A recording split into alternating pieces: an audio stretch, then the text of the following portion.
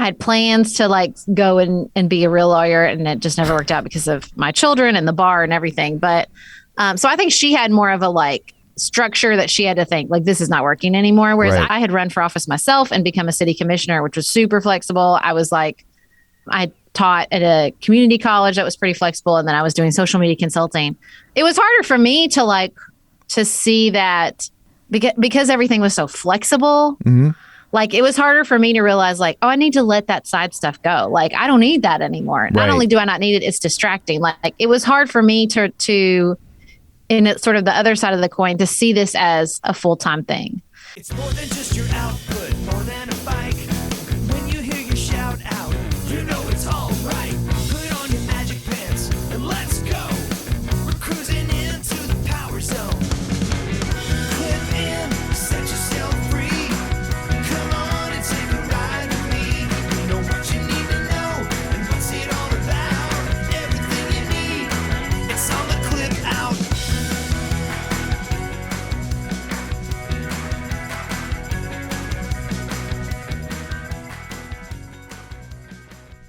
Welcome to the Clip Out podcast. This is Crystal O'Keefe. And this is Tom O'Keefe. Oh, yeah. Episode 252. And this is Tom O'Keefe. So we are back from our big Beach Boys cruise. Barely. Yeah. We were back physically. Yes. In our minds. We are not. We are still in Kokomo, which is a fictional place, which is where my mind spends most of its time, which is in fictional places. So... But it was fun. Oh, my gosh, it was. It was a lot of fun. And I got to meet Mickey Dolenz again. He sat next to us at the airport. That was funny. I tried not to nerd out. You handled yourself very well, honey. Thank you. I was afraid as soon as he sat down, he was like, oh, crap. Because my laptop has a big, huge Monkeys logo on it. So he's probably like, oh, I would just like to point out, I'm the one that saw him. You didn't even know. Well, because I was in my laptop. And then and then you were like, over. I was like, yeah. I was like, oh, look at that. And he didn't ask about the podcast, though. He did not. Someone else did. That's true. Sister Kristen, how are you? Yes. I hope Carnegie Hall was a blast. Yeah. So exciting. So Mickey didn't get pestered by fans, but Crystal did. We also stayed in like... There was no pestering. No, Don't she was not say pestering. that. No. We stayed in like the worst hotel ever. Yeah. No, that's maybe over. That is definitely overstating things. But not what TripAdvisor had led us to believe. Boy, so is that the truth. It was also, who knew Ultra Music Fest was a thing? Yeah. I felt about 1 billion years old. We were staying like 3 feet from it, like literally like you crossed the street and you were at will call. And so, but in the hotel charged an arm and a leg for that privilege, which we didn't care about. Right. And it was not a hotel that would normally get that sort of a rate. And so like it was the kind of hotel where you have like a 60% chance of waking up in a bathtub full of ice, missing both kidneys. Like the sheets had open sores. It wasn't that bad, Tom. The lice had scabies. That's how bad this hotel was. It was not that bad. It was not that bad. It was not where we usually stay. But, it was, not our thing. No. So, but we had a good time. We did. Yeah. So, what, pray tell, do you have in store for people this week? Well, I guess we're going to talk about Allie Love some more. Okay. She's having a moment. Yeah. And then we also are going to talk about where all the instructors are. We've got new content that hit Peloton this week. We have a funny video from Cody Rigsby. Okay. We have the instructors messing around while they were on vacation. We have a visit from Dr. Jenn. We are going to be talking about dealing with post-COVID fatigue. Okay. We also have a visit from Angelo, and he is going to talk about the difference between how do you know when you switch from fat loss to maintenance mode. Okay. And then all kinds of other little details that have accumulated throughout the week. Sweet. Well, before we get to all that, shameless plugs, don't forget we're available on Apple Podcast, Google Podcasts, Spotify, iHeart, TuneIn, wherever you find a podcast, you can find us. While you're there, be sure and follow us so you never miss an episode. Maybe leave a review so people that come along after you know we're worth checking out. Yeah. You can also find us on the facebook.com/theclipout. While you're there, like the page, join the group, and find us on YouTube at youtube.com/theclipout, where you can watch these shows. Crystal will now wave at you. It was very exciting for the listeners. And finally, we have a newsletter that goes out weekly with all the links and things that we discuss, so you don't have to go scrolling back through the group trying to find something you might have missed. And you can sign up for that at theclipout.com. So there's all that. Let's dig in, shall we? Let's do it. Instructors in the news. So last week we talked about the fact that Allie Love was going to be gone for a bit. 6 to 8 weeks. 6 to 8 weeks. And not teaching. She was going to go to London. Right. But not teach Peloton classes. Right. While there. But she had some stuff banked and she was working on a dream project. And then as our episode was released shortly after that episode came out, it was announced that she had signed a deal with Netflix for Dance 100. She is going to be hosting the competition series.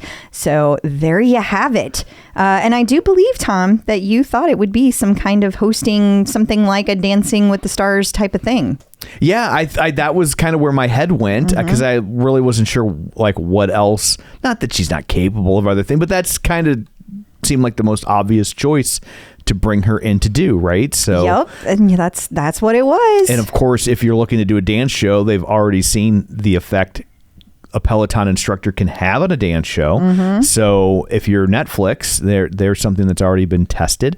So yep, and I know we said it last week, but just to reiterate, yes, there will be classes dropping on demand, but also my understanding is she will be back at some point to also teach live classes. So like in the 6 to 8 weeks that she's gone. So it's so odd to me that like she's over there, but she'll come back to New York to teach. I don't know if it's like she's going to be back in New York anyway. And I have no idea. I thought it was really weird. Like there's literally a studio right there. Yeah, like or you know, so we know she's going to England. Do we know she's going to London? Is it possible? It is London. Okay, no, I was like, maybe London. She's another part of. But you know, it could also be like she's like, I'm not going to be separated from my husband for 8 weeks. No, thank you. Yeah. You know, and so she's coming home anyway. I mean, who knows? Yeah. Who knows? So I bet her rider is long. I have no doubt. So yeah, that's pretty cool. Signing a deal with Netflix, and I think this is probably a good time to tell people that we've signed a deal with the Peacock streaming service. We're very excited. Yeah. We locked in for 6 months, so we get it for like $5 a month. So we're very excited about the deal we just signed. Yeah. Totally the same. Totally the same. I wonder how many people are going, what? What's Peacock? Is he making a dick joke? I don't understand. Is this, chances are yes. Is this about Jess King again? What's going on? While we're talking about Allie Love, we should probably mention that she was featured very prominently in Buzzfeed. She was. Like I said, she's having a moment. Yes. And they talked to, the title of the episode was The Gospel of Peloton's Allie Love. And that...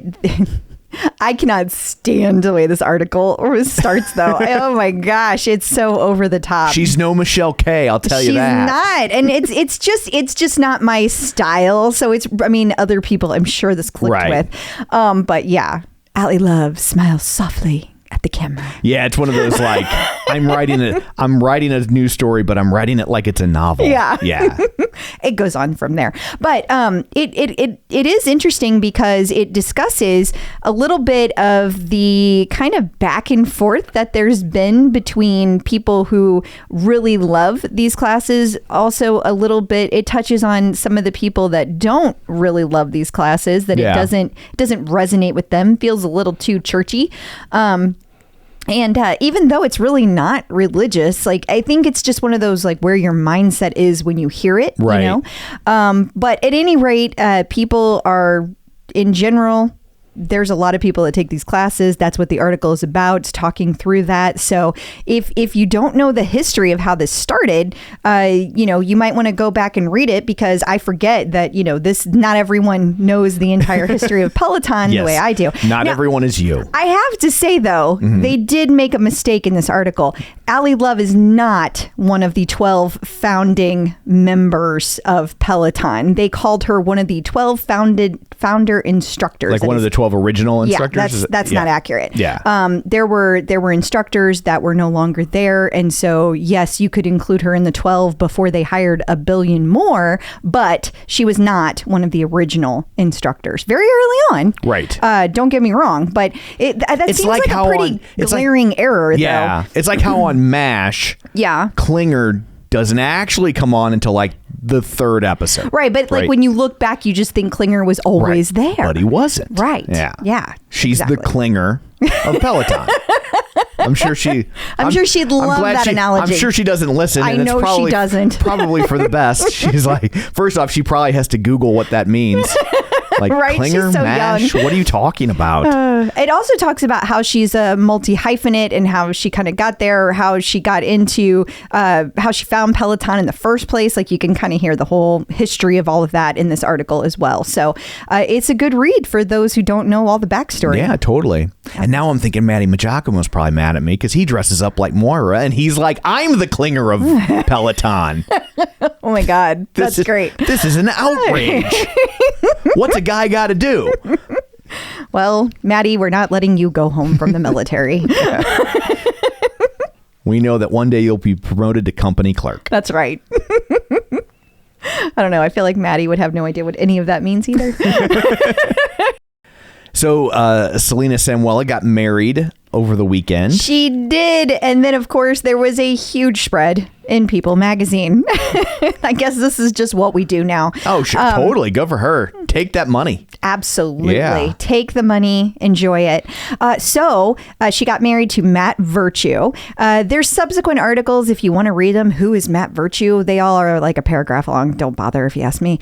But there were tons of instructors that came to the wedding. Not everybody was able to, because there were some back in the New York and London studios still teaching. Sure, so somebody needed to. Yeah. But the wedding took place in Palm Beach. We might as well have just been there, Tom. It was right up the road. We would have had to have been invited. Oh, there's that. There is that. Yeah. But if you want to see some hilarious pictures of us at the wedding, you just head on over to the Clip Out group. If you know, you know.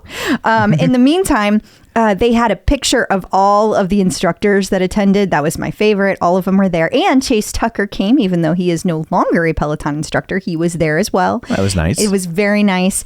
And it was a beautiful ceremony. They talked in the article all about the little details, the little touches, what was on the centerpieces, what she wore, who she wore, all of those types of things, the different gowns that she had. She got married in leggings. No, she did not. But her dress was stunning, and it was all hand beaded. I can't even imagine how much that thing cost, but it's beautiful. It was, I know, shocking. It was only a 1-day wedding. 1 day. There was only 1 day. And just kicking it old school. I know. And people could post whenever. Oh. They didn't have to wait. And so it was very different from some of our other instructors that got married. But so suddenly me calling her Klinger is the second most offensive thing to her. Yeah, she doesn't listen. She'll never know. But I mean, it's just very different. You know, I think you have different styles. Yeah. You have people that like to go big. You have people that like to go small. But at the same time, having said that, there was a huge turnout at her wedding, at Selena's wedding. I don't mean to indicate that it was like a tiny wedding. Right. Some of the other instructors, I saw Jess Sims and Kirsten Ferguson, they had been on vacation in the Bahamas. They were on Nassau, Tom. Like, they were right there. We just crisscrossed. Yes, we did. And then they left and went to Palm Beach to attend the wedding.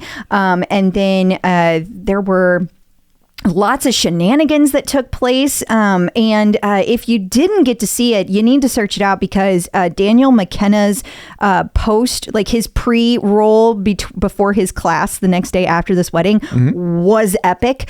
He came to class hungover and no sleep and taught a class. And Sweat it out. it was absolutely hilarious. Just 2 minutes of some wonderful comedy if you did not get to see it. But by all accounts, Selena had a wonderful wedding. Everything went perfectly. She looked beautiful. They were happy. All was well. So Awesome. wedding covered. Check.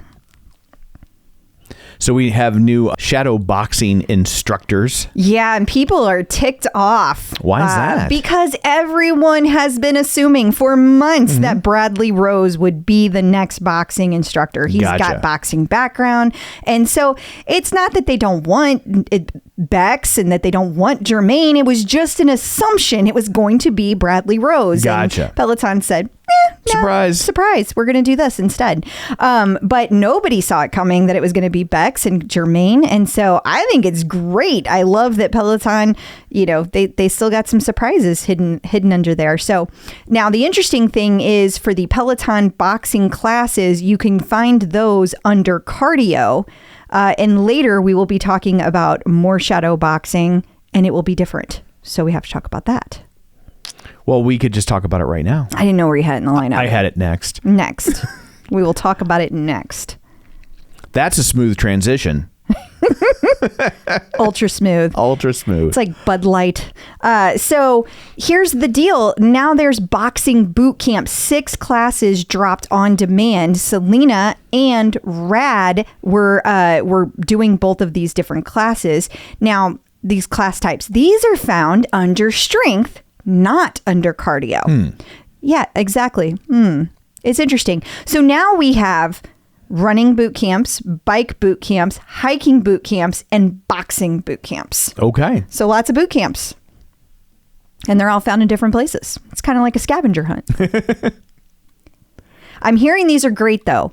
And if you were wondering about the boxing boot camps, I thought Gail Fine's rendition of a review was kind of the best. She talked about how it's really basic moves from the boxing standpoint. So you might have like 3 or 4 combinations, not a whole bunch. And then you move into the strength and you do AMRAPs in between. So if you're wondering what the layout of the workout is, that is what it is, at least on the 20-minute one. I checked out the 45-minute one with Rad today. It was a lot. It was like round 1, and then there was like a 1-minute cool down, round 2, and then there was a whole big full body 8-minute workout, and then you went back to the boxing. So that one looks like it's going to exhaust you, which is great whenever you want to boot camp. You should do like a Mike Tyson boxing class. Well, Mike Tyson is over at Fight Camp. I was going to say, they're only like 1 round. Sorry, he's already working with Fight Camp. One of your earbuds is going to fall out, though. Ouch. So Tunde is featured on the cover of a brand new digital magazine called The She Suite. Yeah, and like you said, she's featured on it, brand new. So the very first episode, or very first issue, not episode. Yes. She is the cover. So congrats to She Suite for snagging Tunde. Yeah. That's a big deal for them. I think you always know something's going to be successful when their first guest is a Peloton instructor. We got that going on. Yes. Check. Way back in 2017 when we launched it, Matt Wilpers was our very, very first guest, if you don't know that history. We are coming up on our 5th anniversary. I know, 5 years. Can you believe it? Get us a card. So Cody Rigsby was featured in tvtechnology.com, on tvtechnology.com, however you say that. I don't know if it's a magazine or just a website. It's just a website, but it's really the point being that he is going to be at this show, trade show. And that trade show is, I guess, all about technology. And so he will be discussing the work hard, play hard philosophy at that trade show. NAB, I think that's National Association of Broadcasters. Broadcasters. Okay. Which is why it's spotlighted on TV technology. That makes total sense. Makes a lot of sense when you read the things. Well, it was behind my camera. I meant me. Yeah, read the articles I send you, Tom. And while we're talking about Cody, he had an Instagram post that you would like to co-sign. I would. Yeah. He did this and he was like, you don't need to spend time telling me about my grammar mistakes. Like, did I misspell something? Did I leave out an A? Did I leave out an an? Like, he's like, leave me. I need Grammarly to use to do every email that I do. I don't know how to spell. I didn't pay attention in language art class. So it's going to be spelled wrong. And you don't need to waste your time messaging me or commenting that I forgot it. He's like, I got it, babe. Yeah, it's like, I get like some people are really bad at it and you're just like, come on, reread. Yeah. But if you create as much content as he does or you do, yeah, like, I mean, sometimes you're gonna it's just a typo. Let it go. Let it go. Like we know, like it's just a typo. I know. I would like to collectively say, when a person spends all of their time doing that, then let's see how many mistakes you make. Yeah. You know, like I really appreciate the people who just they say something very like low key, like, yeah, hey, did you know that you did that? Okay, cool. That you know, and they just let it go. Then there's the people that's like, hey, you're doing it wrong. You're doing it wrong. Ugh. Anyway, I feel that, Cody. I feel that. So there was a launch for something called Bilt Rewards. Yeah, I don't really know what any of this means. It was a Big Apple night with epic Bilt Rewards launch. So apparently it was just like to celebrate that they were launching this starting thing? up, I guess, just to get attention, which it worked. And it did work. It did. Wyclef Jean and a rapper I've never heard of because I'm 100 years old. Yeah. And but the reason we're discussing it is because Alex Toussaint was there. Yeah, all kinds of different celebrities were there, and I love that they included that so was Alex Toussaint in this article. Also, I saw over on Alex's Instagram, he had several pictures of it, and there were lots of people that he took pictures with from that were celebrities. Also, I thought it was interesting that they talked about how there's all these different programs and there's these points, and they allow travel to all these major airlines and hotel partners, fitness classes, including SoulCycle, Solidcore, Rumble, and Y7. No mention of Peloton. Yeah. Why were you there, Alex? He stormed out in disgust. I don't think so, judging by those pictures. Well, he took the pictures first. Oh, okay. Then he stormed out in disgust. He's a classy guy. Yeah. He's a classy guy. So Olivia Amato is working on a special bra for purchase with Brittany Allen. Yeah, no.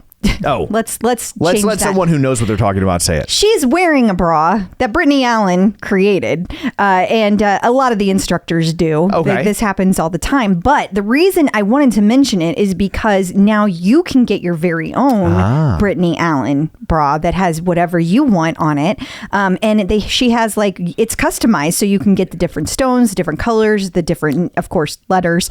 Because I'm assuming not everyone would want Olivia on their bra, but maybe, who knows? Yeah. We don't judge. No, not at all. So you can create it any way you want. And I don't know how many of these that Brittany Allen is going to be able to create, because she hand sews this stuff. Yeah. It is legit a big deal when you get one. And so I wanted to let people know, because all the instructors are wearing them right now. So if you want one and you want it to have something on it, here is your chance. It went on sale literally today. So by the time you hear this episode, you can go to Brittany Allen's website and buy your own. Or she'll be so overwhelmed that it'll be too late. It could be. Hopefully not. Hopefully you can still snag one. Run, lift, and live with John Mills. Joining us once again via the magic of ZoomTube, it's John Mills. Hey, John, how's it going? How's it going? It's All right. Got the energy. going. That's right. Love it. Go. So I guess we'll just jump right in. So we'll start with another Peloton lawsuit update that we could just have a whole show that's nothing but those sometimes. We totally could. We totally could. But yeah, so iFit wanted to get Peloton documentation from a firm, and a firm, if for anybody does not know, a firm is the third party that they're the ones that do all the financing for Peloton. So they were trying to get documentation from. And if you don't know that, congratulations, you could afford to pay cash for your bike. Yeah. Or you did it the so good long thing you don't know who they are. Or you could do it. You did it so long ago that a firm wasn't around then. But that they wanted to know Peloton's pricing strategy, and that's why they were trying to get this information. Well, the judge said denied, and the subpoena was too late. Sorry, what were you going to say? This reminds me of, and it likely is the exact same case of like a year or so ago when there was a suit that Peloton brought against iFit because they had set their prices with a slash through them and saying on sale. And actually, in fact, it was actually the price of, right? They were pulling a Kohl's. They were doing Kohl's. That's right. That's right. They were like, it's on sale, but that's what the price always was. So it was never on sale, but it always looked like it was on sale. Right. Yeah. And then as soon as like Peloton files a suit, then they change the prices magically. Like this sounds like this is like a reaction to something relative to that case. When I was reading it, like, right, like, as if this isn't something recent. This is relative to that. I don't know. I mean, it is a recent filing, or it is a recent, the judge denied it, but that doesn't mean that it was recently filed. This could have been forever ago.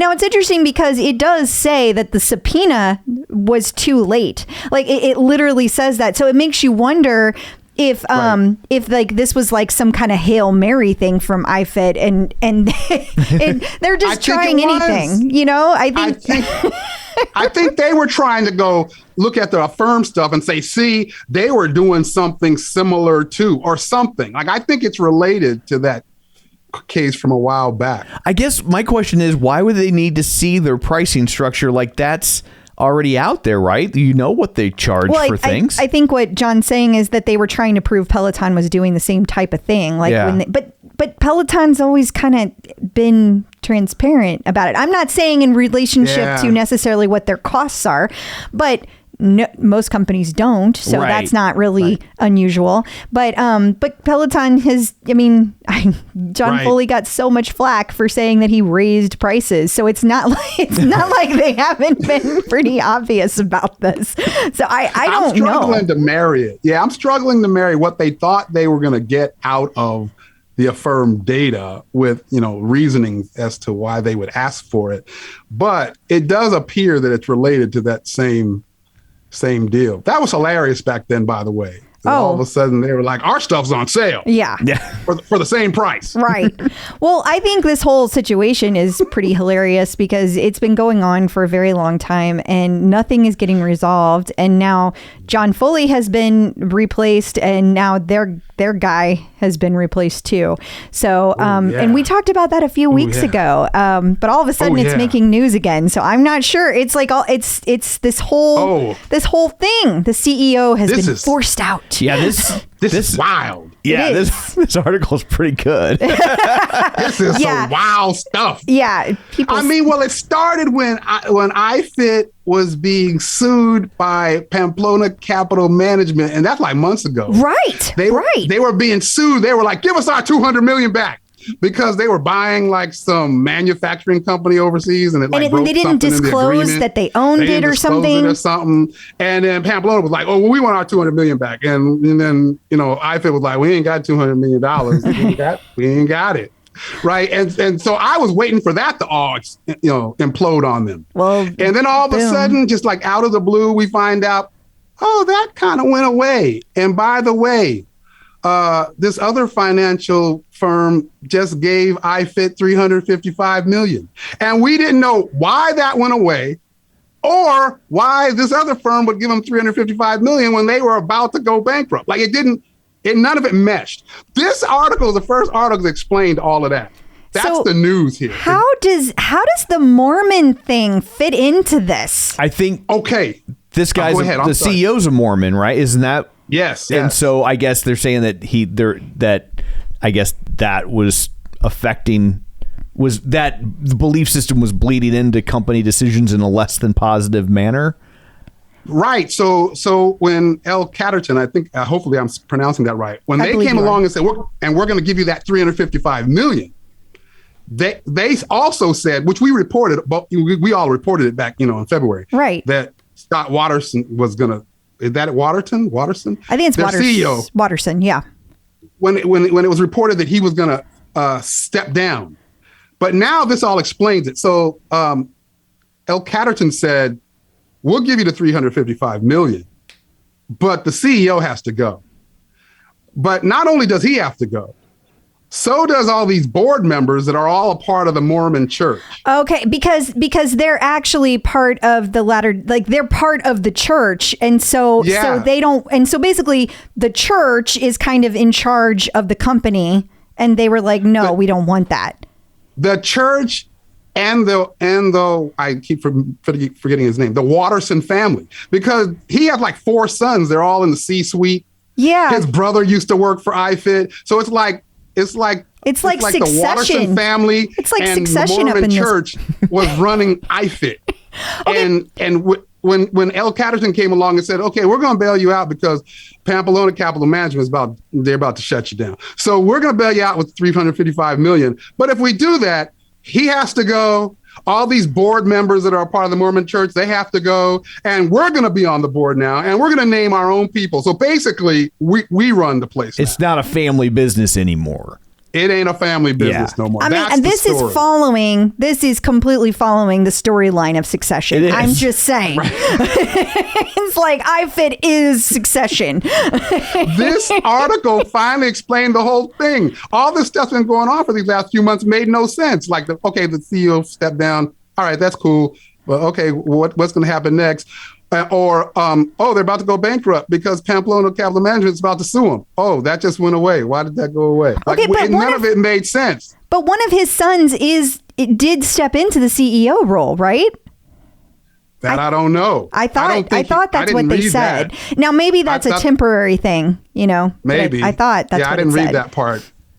I thought it was interesting when they talked about how they kind of thought Michael Phelps was going to be their magic bullet, and they threw a bunch of money at him, thinking that that was going to sell a bunch of bikes for them. Well, it wasn't only Michael Phelps. It was as if it says they were competing so hard with Peloton. He was just spending money, hand over fist. Michael Phelps was one of those, areas where they were spending money on Michael Phelps. But the thought was they were going to get their money back when the IPO happened. But, end of last year, Connected Fitness started going like this. Yeah.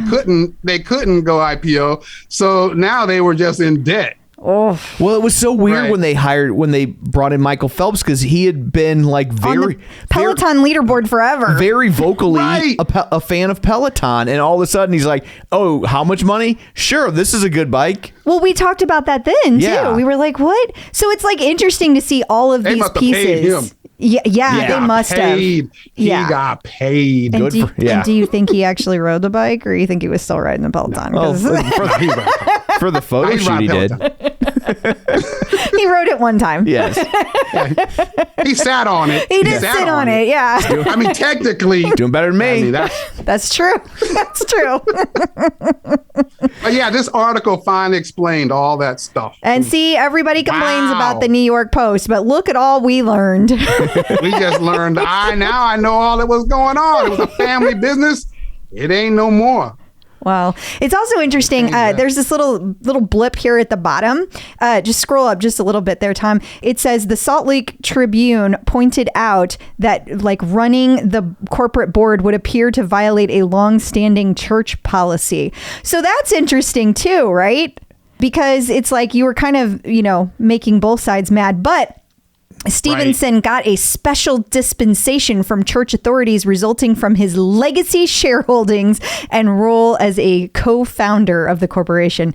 Very, very interesting. Yeah. Did you read the part in here where the employees were told that they had to call Stevenson elder in the office because he's the elder of the Mormon Church? No, but they had that's to call gross. him elder. That's in the gross. Office. Yeah, like that's one step away from a cult. It sounds scary. Right. Well, and I say that I'm not saying Mormons are a cult. Just so don't at me. I'm not saying that either. But the whole process and the whole pattern. But that's a nomenclature that you use with others within that religion, and if you're not a part of it, then it's not. I don't think anyway. It's not a title like Reverend. Like I don't have to be a member of your church to refer to someone as the Reverend Dr. Martin Luther King, right? Like it's, but elder is, I always thought was more as like that's just for their insiders.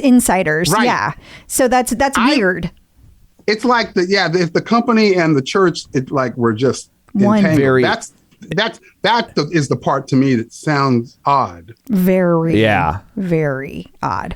I think it's safe to say they had a dysfunctional corporate culture happening. Yeah. And I still feel like, and this is a lengthy article and has a lot of juicy stuff in it, but like I still feel like there's a lot more. There almost has to be because it still really doesn't address the whole like the lawsuit that went away. Yeah. Because and at the time when that happened, we talked about the fact that that we kind of felt like it was a vendetta kind of thing happening, like that they made somebody mad, and now it kind of like if it went away, I guess the vendetta could have gone away, but we still don't really understand the history of that in this article. So I agree, there is more happening here. Maybe they took the money from Catterton and paid Pamplona Capital Management. That's kind of what I was wondering. Yeah, that's possible. I don't know what happened. Oh, another thing was interesting. What did it say in here that they had like a valuation of, I don't know, 10, 15 million, and now it's down to a billion. Now it's down to 1.5 billion. It says 1.6 billion. Yeah, it definitely dropped. Although I guess we don't have any room to talk on the Peloton side. I can't talk a whole bunch about them. We cannot cast aspersions. No. So, and then finally, moving on, the Motley Fool had an interesting article. Did Lulu Lemon make a $500 million mistake? I am fascinated by this. Now, I'm not a fan of the Motley Fool because they have so many different writers for it, and so somebody could exactly. So somebody else wrote a counter article to this. I have no doubt, but this is fascinating to me because when Lulu Lemon bought the mirror, I said at the time I was not that like into it. I was like, I don't know about this. And I think it's interesting. It's not going as well as they thought that it would. And I kind of had a feeling that this was coming because they've been cutting the prices and they've been pushing the mirror hard. Like they are trying to sell it so much. That space is tough. I mean, where they're at, what they're doing is tough. But I'm still not convinced that this is really accurate because of the fact that they talk about how they had forecasted for the year some 250. Yeah, they said 250 to 275. Yeah. Right. And now they've cut that in half. Yeah. And so that's the basis for all of this. Oh, this isn't going all that well. When we're talking about Lulu Lemon and they're like doing $2 billion in sales a quarter, like this is like telling me I owe you 50 cents. I don't know if it really matters. I don't think it matters to Lulu Lemon. I don't think it's going to hurt Lulu Lemon. Like, to be clear, I don't. Right. But I think the more interesting part of it is that, like, no, it's probably not going to hurt Lululemon, but will Mirror survive? Like, will they keep pouring money into it? Will they sell it? Right. Will they just kill it? Like, what will happen there? And the reason I find that so fascinating is because how many Mirror knockoffs are there at this point? There's so many. Yeah. So what happens to all of them? I agree with that possibility.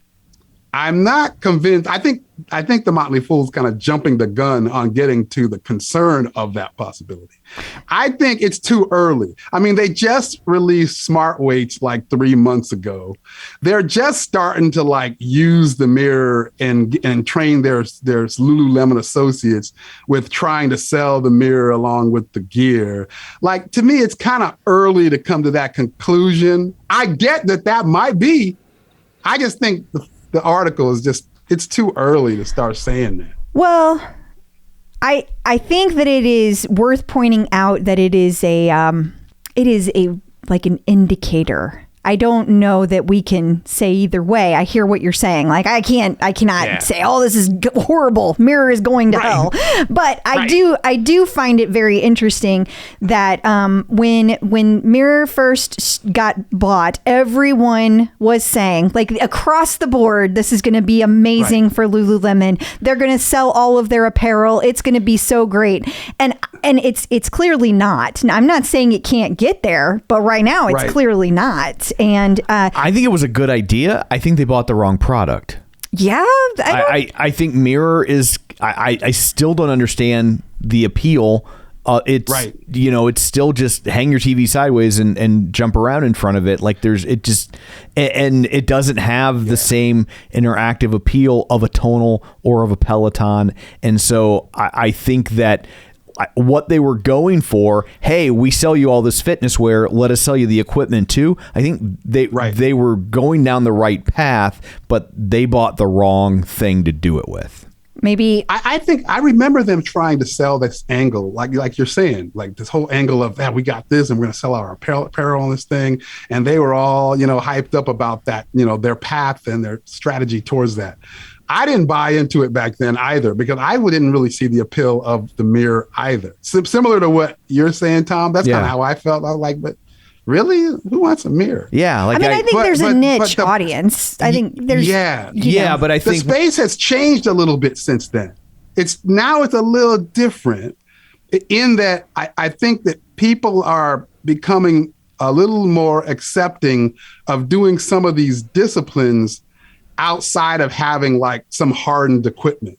And the fact that they just added some smart weights, I think that the Mirror has a little more validity than it used to have.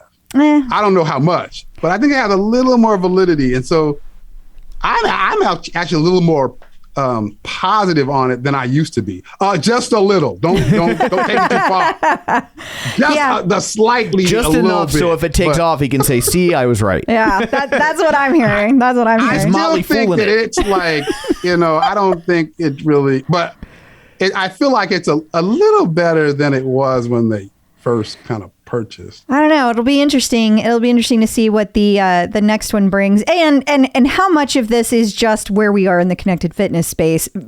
How much of that revenue guidance is just that, and has nothing to do with any of the things we're talking about. It's just connected fitness isn't selling as well right now.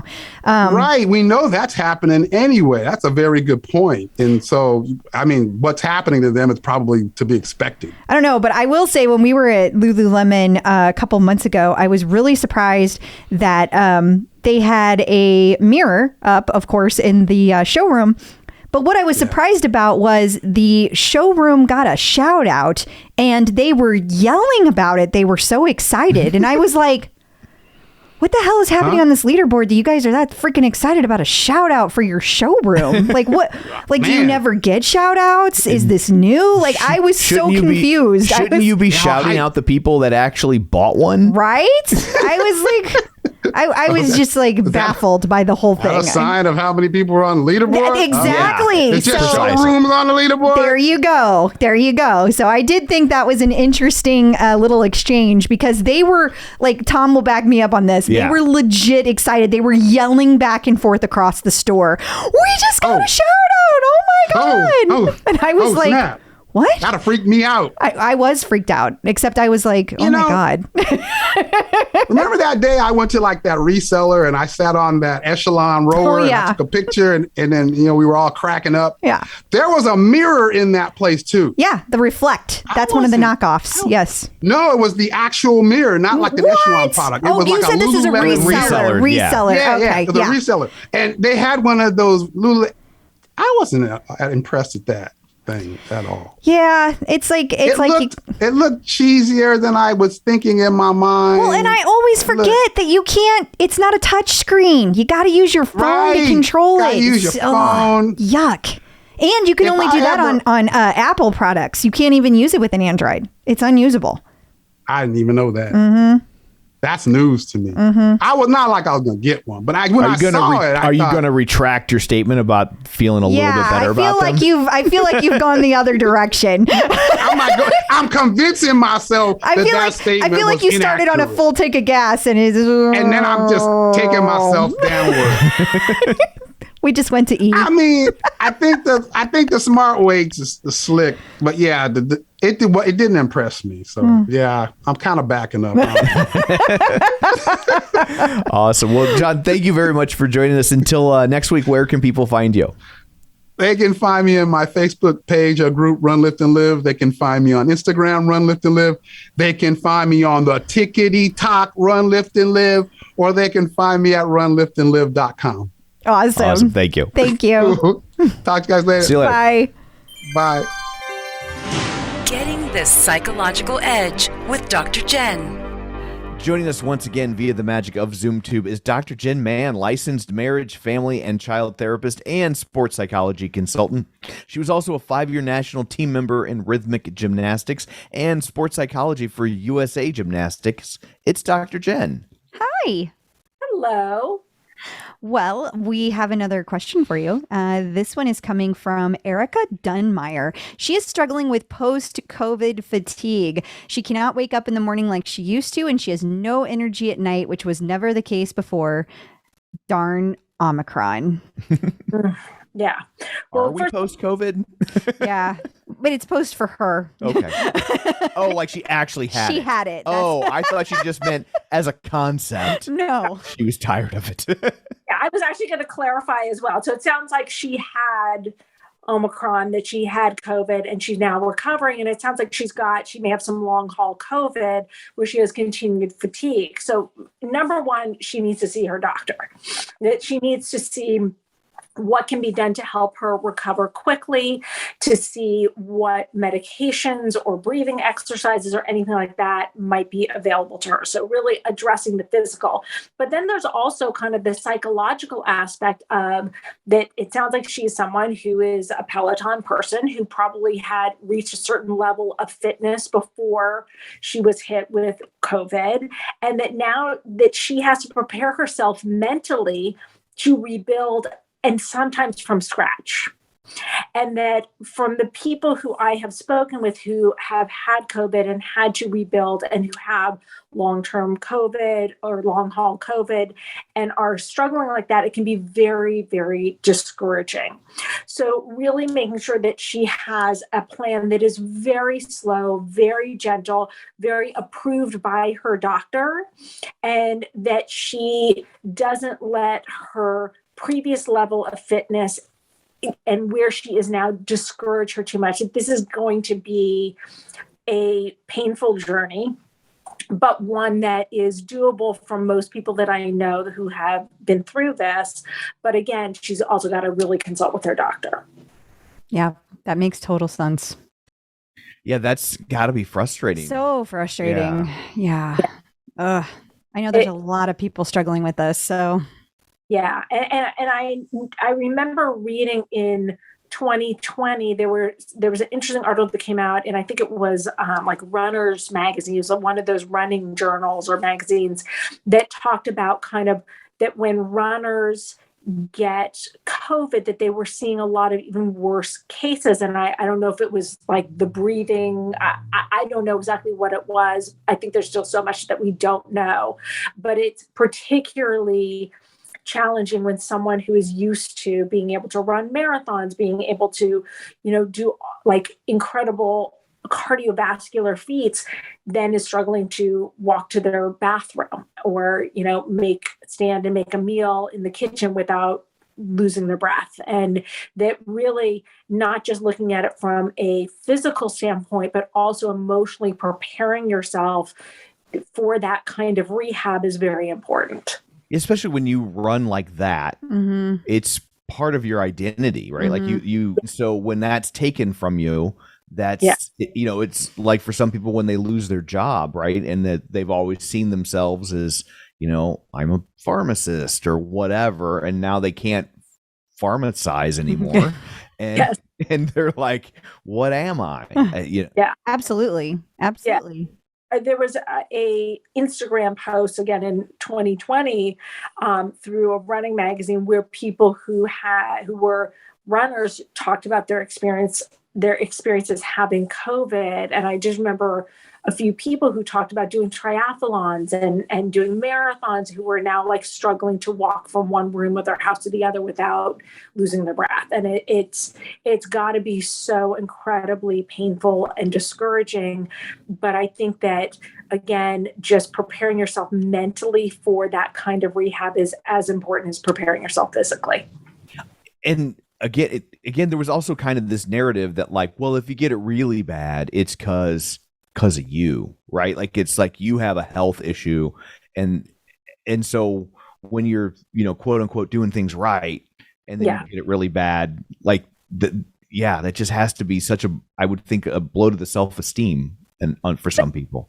And I think also, especially for people who have been cautious and have been careful and have altered their lives, or maybe they altered their lives dramatically for a year and a half, and then started to relax and then got it. I think it can be, from the people who I've seen in that situation, it can be very discouraging and it can be very frustrating to feel like, wow, I worked so hard to avoid this for so long and it got me. Absolutely. Yeah, I mean, my son, he's 17. He got COVID right after the first of the year, and he had a very mild case. He's been vaxxed and boosted, but he was very like doing that. He was very mad at himself as if he had failed, and he's wears a KN95 mask when he goes to school, and has been doing all the things, and then to compound problems from his own psyche standpoint, like he ended up being the only person in the house that got it. Like none of the rest of us got it. That can also just be whatever vaccine you got, because we have 3 different vaccines in this household. So that could have been that too. Yeah. Yeah. You just never know. There, like you said at the beginning, there's so much we don't know, right? But it's hard to really know. Yeah. Well, thank you so much for all of that. Until next time, where can people find you? You can find me on social media at Dr. Jenn Man, 2 N's on Jen, 2 N's on Man. And I post all of my Peloton workouts on my Insta stories. Thank you. Peloton in the news. So this probably isn't the most shocking news in the world, but Precor is no longer called Precor. Yes. They are now Peloton Commercial. But what is also interesting at this is that it's on LinkedIn. I just feel like it's weird. It's just weird. You're not seeing this being pushed out on social media. I don't get it. I guess I don't know. I don't think it's that weird because it's very businessy. It's B2B. Yeah. And so like it doesn't necessarily need to be on the gram. I guess. Like I think you care because you were Clip Out Crystal. But fair. But there's been a lot of things lately that are only showing up on LinkedIn. Yeah, I have noticed that. And I guess I just find that in general strange. But yeah, it's interesting the move has been made. Also, I'm like, okay, so what does this mean? Are you guys going to start being transparent about what the hell you're doing with Precor? Yeah. Nope. Okay, got it. But I do think overall, I still think Precor in the long run will be a good move for them. I hope so. I mean, they always said that like they would sell bikes when they had them in hotels and stuff. And so if they can start kind of getting more and more hotels to flip to Peloton, and I think that's a selling point for hotels. I think, for sure. I think you'll see that more over the next 3 or 4 years, more hotels wanting to freshen up and be able to say, we've got Pelotons and you can just log in and do exactly what you've been doing at home. And I think that's where I think Peloton's really going to be able to take strides over the competition. Well, I hope I hope that we get to see the transparency. Like, are we talking it's going to be Precor hardware with Peloton software, or is it just going to be Precor and it's going to have a Peloton logo on it, or is it going to be a Peloton bike and it's going to have Precor commercial? I want to know what the strategy is here, and they have been very cagey. I don't think they know. I think that's why. I don't think it's it's clear. Probably a weird place to be because there's already so much Precor product out there, right, that you can't just be like, hey, you all have to buy new bikes now, right? And so they're probably trying to figure out a way to convince a lot of these hotels and apartment complexes to buy, like, it's time to upgrade, get yourself a Peloton. Yeah. it'll be interesting to see where it goes. Absolutely. ModernTail.co. Modern Retail. Sorry, I was thinking of a totally different website. Whoa, Tom. Although it's a good one too. Talking about the hottest job in retail, supply chain specialist. That is a hot topic right there. But I just the other day, one of the kids was like, when I grow up, I want to be a supply chain specialist. Listen, I know it's boring. Like, I get it. But it's important. It is important. And I feel like especially important right now because of all of the issues with the supply chain. Right. So it is the hottest job right now. But Peloton got a mention in here because that is... First of all, that is what we do. But second of all, they're talking about like how to become a supply chain specialist, and Peloton is the place to do it. So I thought it was kind of funny. There's lots of different mentions in here, but it talked about how Andrew Rendick joined Peloton as a chief supply chain officer in March. And so they talked about that, and they talked about that what he's going to be seeing. And then that's where they kind of went into what a supply chain specialist does. So it's very, very, not interesting. But the fact that even at this level, they are using Peloton as an example. Yeah. And that's after Peloton has had a rough year. I find that part of it fascinating. Totally. And it's a good tutorial. You hear supply chain thrown around a lot lately. And if you kind of are like, what does that even mean? What all goes into that? Like, it's a good place to kind of get a primer. It is. Coachmag.co.uk has a review of the Peloton heart rate band, and they weren't big fans. They were not. They said it had limited connectivity, which I thought was interesting because it's not limited connectivity. You just put it on and it connects to all the Peloton equipment. So I don't understand what their issue. Like, are they saying limited connectivity like it won't connect to other products outside of Peloton? Are they saying, because I see here they're saying that it's not as accurate as a chest strap. Well, nothing is. Right. Like, a chest strap is the gold standard. That's the gold standard. Yeah. So, or I don't know what they're exactly saying here, but yeah, they're not fans. They gave it a 3-star. I don't know. If you're looking for an all around simple, easy to use, I still think you can't go wrong. It's not, but if you have something else that you're wearing, like an Apple Watch, or you do use a chest strap, I wouldn't switch. They don't do that. Yeah. Don't go crazy. No. The dip.com. They're just running out of names. Yeah. Is what I think was coming down to. But they had an interesting article. Is Peloton a unicorn or a horse with a birthmark? Yeah. And I just thought it was interesting that it's just a little tiny discussion, really. Yeah. But if you want to read some interesting posts, like some interesting commentary, here's a good place for it. It's not technically a unicorn right now because it's not valued there anymore. Yeah. But I don't think the Peloton is done. Oh, no. I don't think so either. I think it's premature to say so. Yes. Also immature. That too.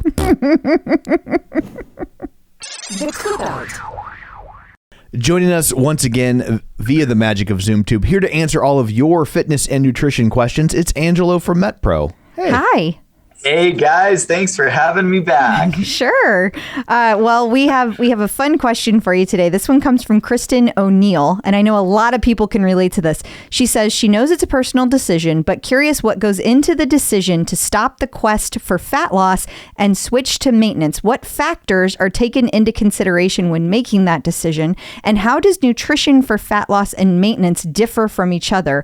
Is it just how many calories are eaten in a day? Okay, that's a great question, Kristen. I'm going to be able to give you a fairly definitive answer, and I'm going to bet it's probably not the one you've heard the most often. So when, like you said, it's a personal decision when to conclude a overarching quest of moving from weight loss into weight maintenance. And so that is going to be different for each person. What I would like to comment on is more in a given push. When is it time to take the break from weight loss and move to a maintenance cycle? In other words, maybe your total weight loss journey has not ended, but this push has. And the reason that I'm kind of surfacing that angle is because I see that scenario a lot as a source of confusion. And so we can actually address that head on. The answer is when you stop losing weight, when you can't lose weight anymore, stop trying to lose weight and switch to performance cycle. Now you referenced it maintenance cycle. I'm not going to refer to it as maintenance. I'm going to refer to it as a performance cycle. And this is part of what I teach when I'm doing my advanced classes with either, personal trainers or fitness professionals, or even people in the medical industry that are wanting to learn the nuance behind metabolism. I actually take them through a calculated priority hierarchy tree. So we have a client A who's this body type with this goal, that's eating this food, and their primary concern is they want to lose weight. So we're on a journey to lose weight, but here's the reality, and a lot of people are going to relate to this. They've lost some of that weight, not all of that weight. What's the next steps? So in our priority tree and hierarchy, what we're going to be evaluating is our levers. If you stop losing weight, here's our levers. We have exercise, broad strokes. We have exercise, and we have your nutrition. Now getting a little more granular, it's how we divide your exercise. And our two biggest levers with your nutrition are going to be total calories and how those calories are split amongst your macronutrient ratios. And so without getting into it too much, we can turn the dial to become more aggressive in both departments, in either department or both.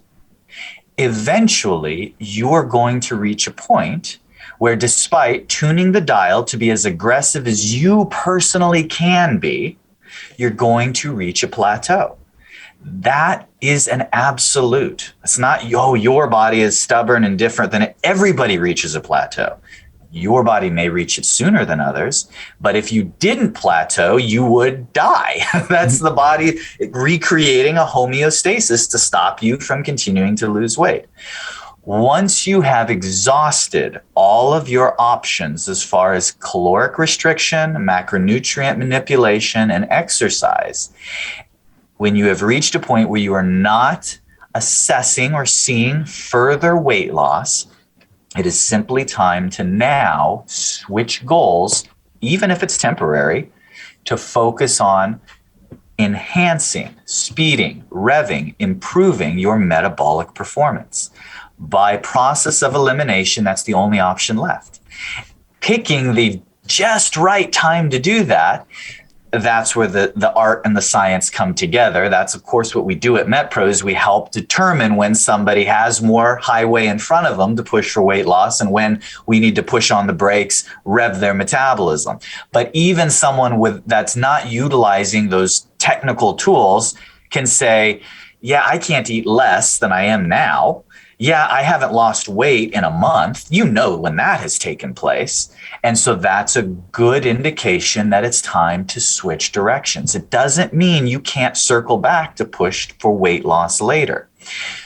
Don't fall for the temptation of just pushing harder. Because there's that little voice in the back of your head that says, yeah, this isn't sustainable.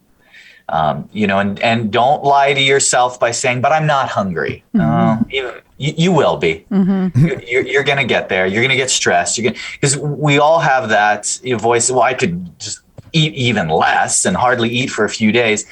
But if you fast forward a month, it didn't happen. It's not real. If you get the flu and don't eat for 2 days, yeah, you might lose 5 more pounds, but it never stays gone. The only time that weight loss is real is when you hit that number while eating something that is sustainable. You're still eating a good amount of food, a normal, sustainable amount of food. So don't go to gimmicks, fad diets, or extremes. That never plays out well. And of course, that's what we're around for. If you need a hand, you want some help, reach out to us, even if it's just to talk. You can absolutely do that. And we can share more specifics as we get to know a little bit about your body. But that's where the tension lies, is determining if you still have leverage and you feel good and you can push for some more weight loss, stay on the journey. If you don't know how much weight to lose, how do you feel?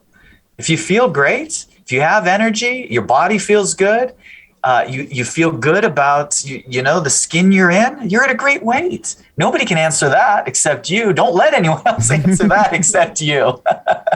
So don't push for something that, your body type. 'Cause, I had a guy last week who says, here's what I want to look like. And he's an ectomorphic body type. And he showed me a picture of a very endomorphic body type. And I said, you're never going to look like that. You're going to look fabulous. You can put on muscle. You can have a great physique, but here's what yours is going to look more like. So always aim for within the realm of reasonableness, your genetic capability, and decide when it's time to switch to a performance cycle. Spend some time in a performance cycle. A few weeks later, or even a few months later, say, I'm going to now push for weight loss again, if that is something you're still wanting at that point, and you'll have the leverage to do so. It's all about metabolic leverage. So hopefully that helped a little bit, Kristen. Awesome. Well, thank you so much for that. And if people would like detailed, customized leverage advice, where can they find you? They can go to metpro.co/TCO. Wonderful. Thank you. In case you missed it. Well, if you want to harken back to the 90s and the era of jock jams, Jess Sims has got you covered. She does. There's 3 new classes. There's going to be the mat. There's going to be on the tread. And something else I can't see. The bike boot camp. So if you want to get your jock jams on, go find Jess Sims and see it over there on the schedule. Enjoy. I don't even know what a jock jam is. What is that even considered? Well, I mean, there used to be like a series of CDs, kind of like, like now that's what I call music. It was jock jams, and it had this like songs that you would either like hear them play over the PA at sporting events, like Garrett Glitter's Rock and Roll Part 2, which you can't play anymore because he's a pedophile. Right. But it was songs like that, songs that you play to get pumped up before the game. Okay, I got you. Thank you. I had no idea what it was. Can't believe I just had to explain a sport thing. I know. Well, again, really showing my age. 1,000,000 years old. There are new levels added to Lane Break, DJ John Michael informs us. Yes, there were 6 new ones added in the last couple of weeks. These were interesting. Spinning Records Volume 1, 2, and 3. There was a 5-minute, 15-minute, and a 20-minute. So if you haven't gotten to check those out, I highly recommend you do. In fact, if you haven't checked out Lane Break, you really need to. They are so fun, like just so fun. I think people are kind of sleeping on these, That's an overused term, by the way. That's a new thing. I was like, also, I don't know. Right. You won't try them. No. Even the kids are kind of intrigued by these. So, I mean, not enough to actually get on the bike and try them, but they did stare at them when I was taking them. Well, kids love to watch other people play video games. I know. Now, I should start my own Twitch channel. There you go. you could be onto something. I don't want to. You're like, I create enough content. Thank you very much. I really do. Yeah.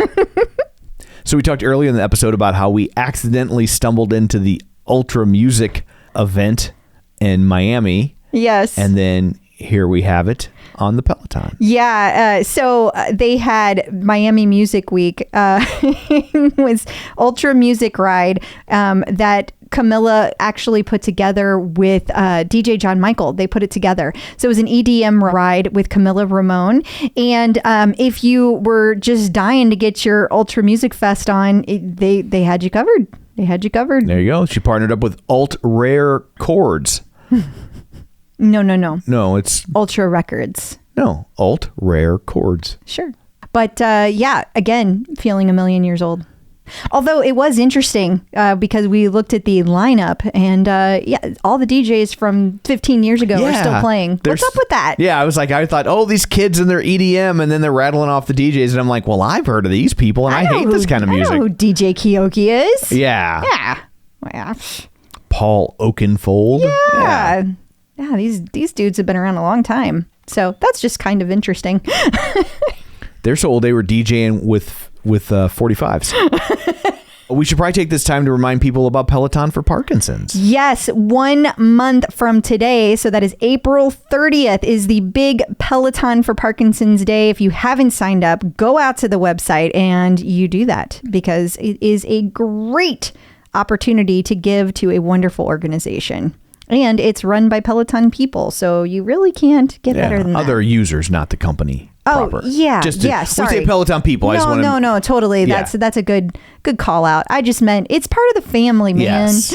Peloton family.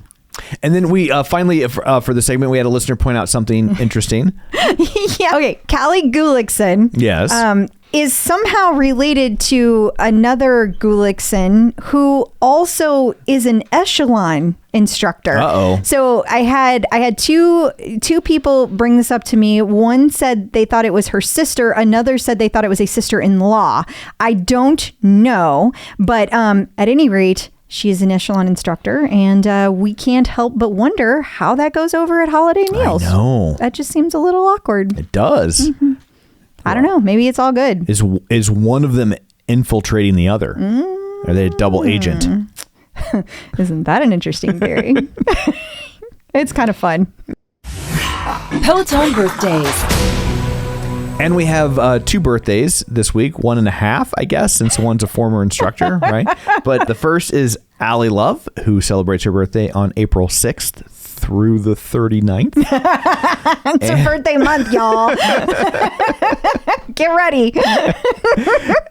And then the following day, Jennifer Jacobs. So April 7th. So Yes. Jennifer Jacobs used to be an instructor. For all you new folks out there, you're like, who the heck is Jennifer Jacobs? Yes. Used to be an instructor, so you can go wish her a happy birthday as well. So make sure you reach out to Allie and Jennifer and tell them both happy birthday. Checking in with the Peloton community. So joining us today via the magic of ZoomTube, it's Sarah Stewart Holland.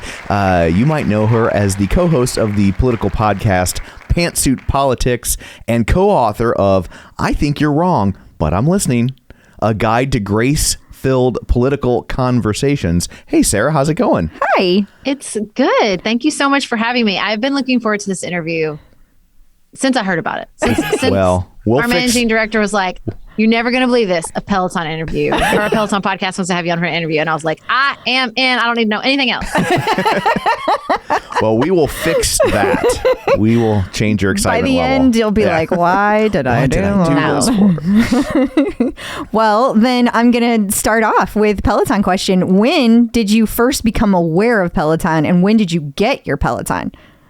I mean, I'm pretty in the zeitgeist. So the second it sort of became a thing and they were having the stores at the airports and, they had the really super fancy commercials, I knew about it, but I definitely kind of rolled my eyes. I'm old enough to know the sort of narrative of exercise equipment that just sits in your house. I'm old enough to have participated in that several times. We had a rowing machine. We had an old school 1950s exercise bike at one time. Totally. I don't think we've ever had a treadmill because we've never really lived in a place big enough for a treadmill. But did you ever have that machine with the belt that vibrates like in the, no, not in the that Three old. I'm not Stooges? that old. I'm only 40, but definitely enough to be oh gosh, I'm so sure it's just a fancy exercise bike. What's the big deal? And then the pandemic hit. Everybody was a little more interested in the Peloton, I think. I remember vividly reading the New York Times describe it as the Netflix of exercise. And I thought, oh, now, wait a second. Please tell me more about that.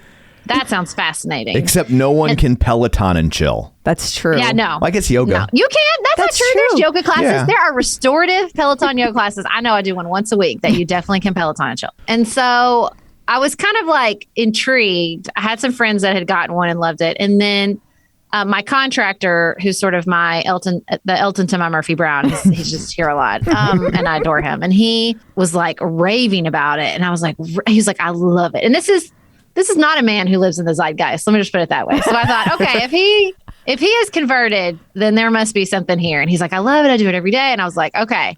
And I began my long and ultimately successful campaign to lobby my husband that we needed one. It was successful from the start. I was going to do it no matter what, but I just thought it'd be nice and warm him up to the idea for a while. Yeah. So basically, you just kind of gave him the perception. Yeah, I was that like, he had heads a up, choice. I'm going to get a Peloton. And he was like, and he was like, that's not, it's same classic argument. Like, it's just going to become a clothes hanger and we won't do it and blah, blah, blah, blah, blah. But he now exercises more regular than he has in his entire life. And that is also true for me. He uses it too? Yeah, we both use it. Oh, that's great. So was there a moment, did he have to like eat crow, or was it not enough of a battle where but he's used to it. I'm always right. He didn't want to move back to my hometown of Paducah either. I was right about that.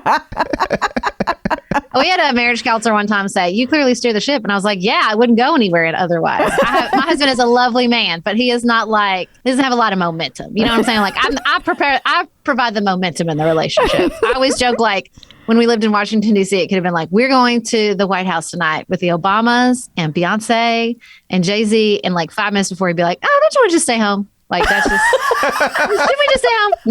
No. I'm going to go hang with Beyonce. Yeah, Beyonce. How about you stay home? I'll be with them. I'll go. Yeah. Beyonce's going to win that battle every time. He's lovely and he's social and he's fun, but you just gotta. He needs a good hard shove to try something new.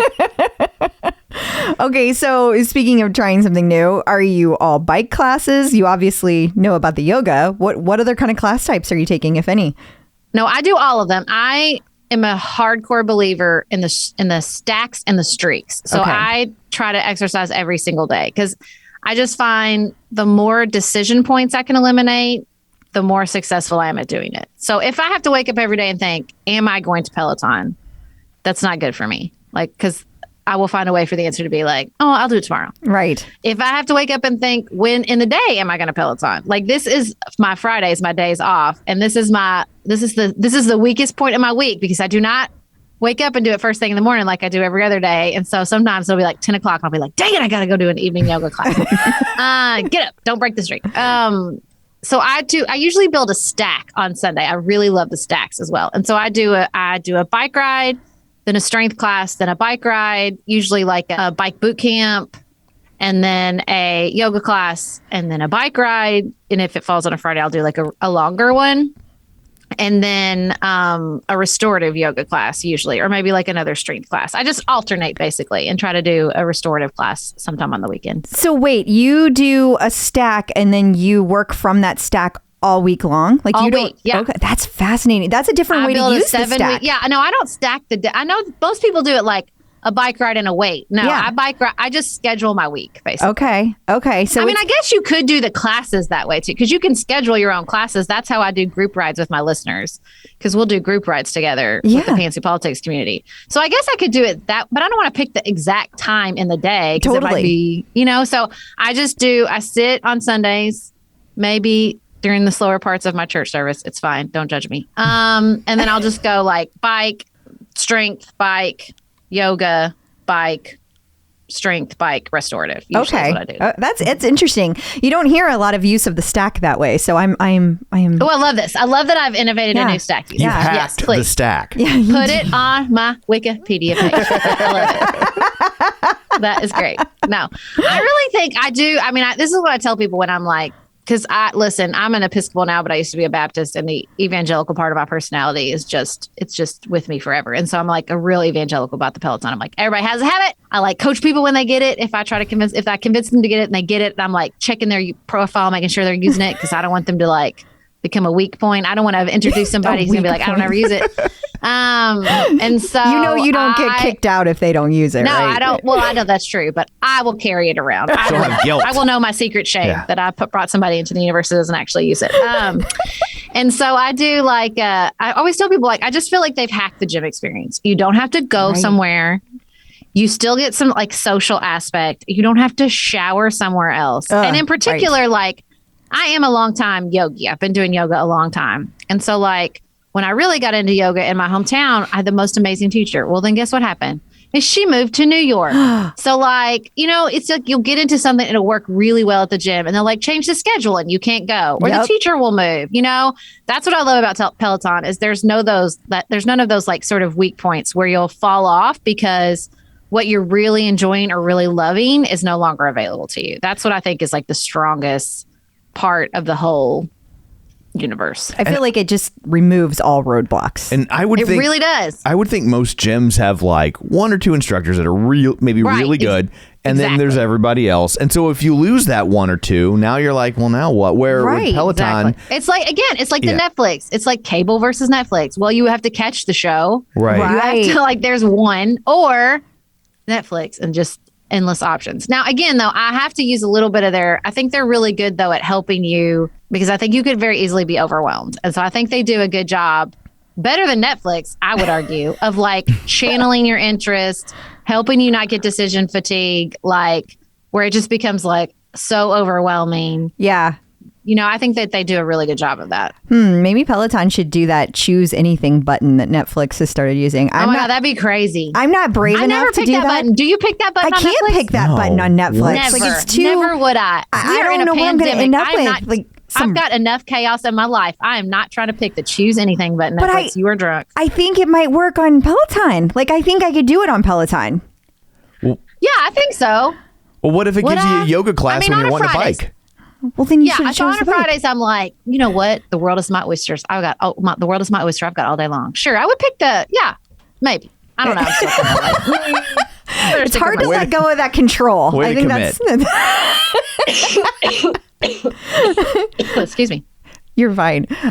So when did you start the Pantsuit Politics podcast? I really should be able to say that better. It is a bit of a tongue twister. It's a lot of P's. It is. Yeah, we started in April. No, let me say that again. April's when I got my Peloton. That's why I had April.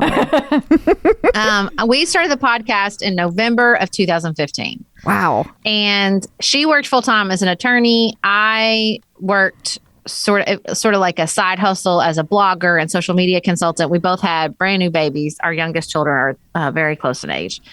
And we just thought it would be a fun experiment. Like my husband had been harassing me to start a podcast, and he was right. It was a really good timing, which is a lot of what online success is. And so we started, and then the presidential campaign happened. I decided to run for office myself, and very quickly sort of gained an audience. And by 2018, I think, my co-host had quit her full-time job, and it was really like rapidly becoming our full-time gig, especially by the time we wrote our first book. Wow. That has to be scary. Was there a moment where you're like, was there a moment where you knew it was time? Did you have to take a leap? Was it like this is getting in the way of my job, so this must be the choice? I think she had more of that journey than I did because I didn't have a full-time job. I haven't really, this is very embarrassing to admit at 40, but I have worked a like true office 9-to-5 job for about 13 months of my entire life. That I wouldn't be embarrassed. I'd be proud of that. Yeah, I know. I realize that like this is the dream, but I'm not over here working the 4-hour work week. A lot of time I was a stay-at-home mom. I was in law school forever, but like once we moved back to Paducah, I had plans to like go and be a real lawyer, and it just never worked out because of my children and the bar and everything. But so I think she had more of a like structure that she had to think like this is not working anymore. Whereas I had run for office myself and become a city commissioner, which was super flexible. I taught at a community college that was pretty flexible, and then I was doing social media consulting. It was harder for me to see that because everything was so flexible. Mm-hmm. Like it was harder for me to realize like, oh, I need to let that side stuff go. Like I don't need that anymore. Right. Not only do I not need it, it's distracting. Like it was hard for me to in it, sort of the other side of the coin, to see this as a full-time thing. Okay. And realize like, no, this is my full-time job. I don't need to be side hustling anymore, especially because it's, being a podcaster, it's hard to explain to people. People don't get it. Like they don't understand. Like, what do you mean it's your job? What do you do all day? I don't know. I don't podcast all day long. There's a lot of prep work, y'all. You're not Joe Rogan. Yeah, right. With 5-hour episodes. I don't just talk. But there is a lot of prep work that goes into it. And writing the book helped, and I sort of feel like make it feel more legitimate to us and to other people. But I mean, honestly, I think when I look back on it, it was our audience as much as anything else that was like really pushing us and being like, this is valuable, dedicate your time for it, financially supporting us. I mean, we receive an enormous amount of support from Patreon. And it's like they saw the vision sooner than we could. It was really amazing. And we're, eternally grateful to them for that. Isn't it funny how like you're like, if you're a podcaster and you tell somebody what you do as a professional podcaster, they kind of look at you like, somebody showed a dog a card trick and it, but if you said you're an author, they won't be like, well, when did you write your last book? Yeah, I want to be like, one's much more lucrative than the other. Yeah, how many copies did it sell? They don't drill down in the same way. It's so funny. I love going. We speak at college campuses, and look, it's still a complex portfolio of work, right? How we pay our bills. It's like advertising, it's Patreon, it's public speaking, it's writing. Multiple revenue streams. Yeah, multiple revenue streams for sure. But it's funny. We always talk to college campuses. That's like one of our favorite places to go speak. And it's so fun, like when I'm sitting there talking to like juniors or seniors and they're getting all this advice about like picking their career. And I'm like, I am a full-time podcaster. Clearly that was not a major I could have even pursued in 1999. And they're like, like you can kind of see it wash across the crowd. Like, oh, right. Like every option available to me is not like in my entire life is not available to me right now, And I think that's just it's a hard lesson to learn. There's just so much pressure because college costs so much to like pick. Totally, And I think it's really unfortunate. There are so many weird career avenues that you can go down that like you need to be prepared to pivot because there are job options that, especially at that age, you don't even know exist yet. Mm-hmm. Like not only might not exist at all, but like you just aren't aware of them.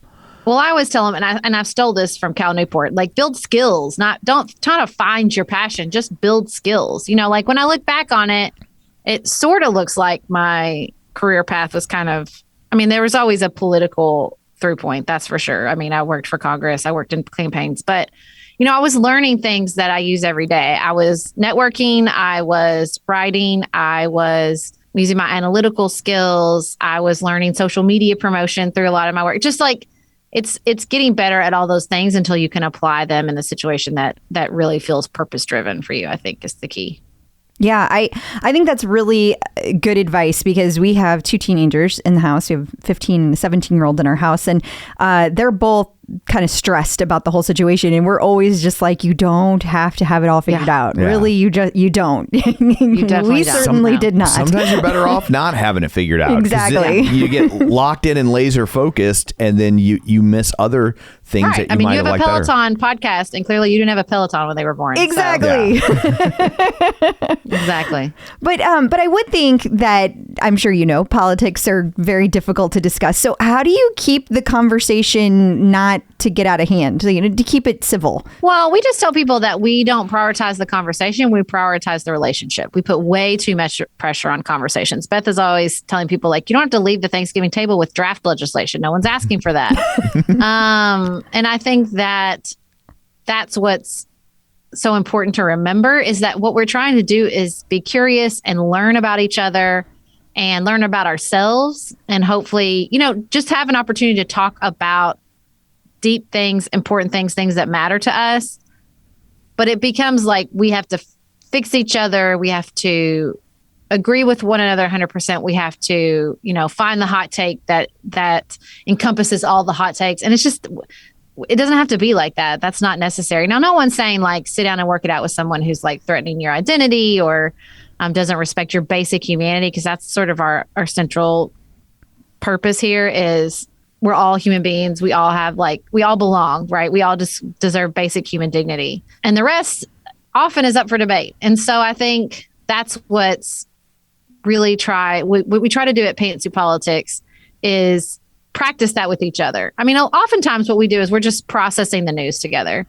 We're not trying to convince one another. We're not debating like policy specifics. We're just saying this really hard thing happened in my community, was hit by tornadoes.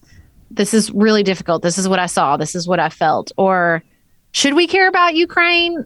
Why should we care about Ukraine? What do we know about Ukraine? Or, well, what's in Build Back Better and why is it controversial? We're just really trying to process instead of just react, because I think a lot of the, sort of media environment is just reaction. And what we try to do is, be curious, be empathetic, and respond instead of just reacting. We don't want people to leave our podcast more anxious. That's always the goal. And so often, especially when we started, people be like, I don't know how you do this. And I'm like, well, I'm not just reading like anxiety producing news all day. I'm spending hours a week talking about it with someone whose perspective I very much value, and being able to, get the fears and anxieties in my own head about all the stuff in the news out. And it's really, really helpful. It sounds like it's cathartic for you. Oh, absolutely. I mean, it's just, it's just processing. Processing is helpful. You don't have to fix it. Just being able to process it is helpful. Yeah. I was processing. Yeah. You kind of look like you went away. I there will for a say second. that I wish back in 2016 in particular, I had the Peloton, because it definitely is. That is a very essential part of processing. And it's weird. Like, well, you'll be on there and like they'll say something just a certain way, and then all of a sudden I'm crying, and I'm like, why am I crying? I'm not upset about anything. I don't even feel particularly stressed. But it's like Robin will turn a phrase, and I'm like, you're right. Change only comes through hard work, or whatever. Yeah, she has all those great phrases. I did see a tweet today that it was like my Peloton instructor just now. Beyonce says, faith without works is dead, which of course was not said by Beyonce, but it was really funny. She once said it too, I'm sure. Yeah. I'm sure she repeated it. But like when we first got it, my husband was like, they have got to have script writers, because they will turn a phrase and you're like, there is no way you thought of that on a bike. Okay, so they do write everything ahead of time. Everything is scripted. So they're writing it. Yeah, because you couldn't just fill the time. Although Cody definitely seems to go on tangents. They do. No, that's not scripted. Especially the instructors that have been around for a while. Like it was not always scripted to the degree it is now, but now they write down everything ahead of time, and it's like they that way they know to the second when things are going to happen. But they do that not because it's not truly what they believe or what they think. It's to be able to have fun things happen in the middle of class, like whenever Robin announced her pregnancy, everybody knew that was going to happen because it was written into the script, and that's how her husband could come out and give her flowers. All of those things can't happen if they don't have the script ahead of time. The weird thing was when they wrote the conception into the script. Now I thought that was a bridge too far. Listen, I love it. I love the way they turn phrases, and I love the way they really lean into all their sort of like individual programming and the Sundays with Love and the club live DJing stuff with DJ John Michael. Yes, DJ John Michael. I just, I think it's so close, and it's so hard. It's so hard to do. I've done a couple rides where I'm just like trying to video camera in with some of my listeners who are riding along, and that is so impossibly hard. I also don't know how they do it. Like, I could fill an eternity if Beth's there with me. Like, I could fill all the time you need me to fill, hours, 12 hours, we could do it. But like, we went recently to a speaking gig in Wisconsin, and Beth tested positive for COVID the first day we got there. And I was like, I hope you can patch her in, because I can't do this 45 minutes by myself. Every once in a while, like, I'll do that in my hometown. Like, I'll just go to a local civics club and speak. I hate it. I hate filling the time by myself. And like doing that and exercising and keeping up with the leaderboard and keeping up where you are in class, just Godspeed. Yeah. Godspeed to all of them. They are very masterful multitaskers. Yes. For sure. But that's why you had me on the show. It is totally. Yeah. Whenever I started the podcast, I was like, well, I mean, I know the things, but I can't just randomly talk about the things. I need the direction. I need some direction, and so yeah. It just gives you some structure. Somebody to bounce off of is like, so I bet they love doing those 2-for-1 rides when they get to do them together. Well, it's I funny. remember watching, this is going to go real far left of field. Follow me here. But I watched the Eyes of Tammy Faye documentary after I watched the movie. And they talked about how she would fill an hour of live TV by herself. And I thought, I will never let anybody disrespect Tammy Faye in front of me again, because that is so hard to do. Didn't have a script, didn't have anything, because they were filling hours and hours of programming every day on that cable channel. Yeah. And she would just do it and be funny and warm. And I'm like, yep. Don't be criticizing Tammy Faye in front of me anymore. I saw the movie, but I haven't seen the doc. Is it? They're both good. I watched the movie, then I watched the documentary. Okay. Yeah, and they were real. It's such a fascinating. And then I just read this book called Jesus and John Wayne, which is all about sort of evangelical culture. I'm also watching Righteous Gemstones. So I'm like, oh my God. That show's so good. Righteous Gemstones. That's the best show ever. It's the best show It's ever. like The Sopranos, but funny. Yeah. I can't even. I wrote like sort of an ode to Judy Gemstone, who is my absolute favorite character on that show. That's our favorite too. She's a blessing. She's a blessing. And because I just finished Jesus and John Wayne, which is really about particularly like masculinity and evangelical culture. And I thought like just watching her as a woman, just step all over like sort of these ideas about Christian womanhood and just follow her id wherever it leads her is such a beautiful thing to behold. It's so healing in a very weird way. And Edie Patterson, the actress, like commented and was like, what a tribute. Thank you so much. I was like, oh my God. I just walked around my house being like, Judy Gemstone and our friends. She is so good. But talking about the instructors, like I know that you haven't had your Peloton for a super long time, but I mean, before the pandemic started, they had all these people in class, and so they could bounce off of the people in class. I've watched a few. I've only watched a couple where they had people in class, and I thought, oh yeah, this is very. I don't like it as much. I like it. I hate when new people say that. It drives me crazy. And I understand it. But I feel like I have them on myself.